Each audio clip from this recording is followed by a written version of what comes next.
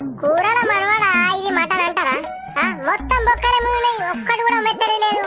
ఆడు మటన్ కొట్టేటప్పుడు సోయలున్నవా లేకుంటే నిద్ర పోయినావా? బొక్కలు వేయకొని అనరాదా?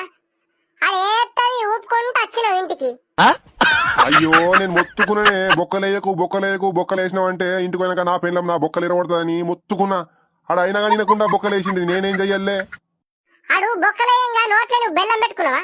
అద్దు అని చెప్పరా మరి? ఊరిని అవ్వ, ఈ మటన్ తెచ్చినప్పుడు అలా ఇదే లొల్లేందే. ఇంకోసారి నేను మటన్ కాడికే పోనే. అమ్మ అక్క చేసినవేనే నల్లి బొక్క నాకేయవా మరి? ఏడ మునిందారా? నల్లి బొక్కలు లేవు, మన్ను బొక్కలు లేవు, మొత్తం బొక్కలే మునినా. ఇంకే నల్లి బొక్కే ఉన్నదరా? బక్క మొక్కమేనా ఆ నల్లి బొక్క ఇయ్యే, నేను జురుతా.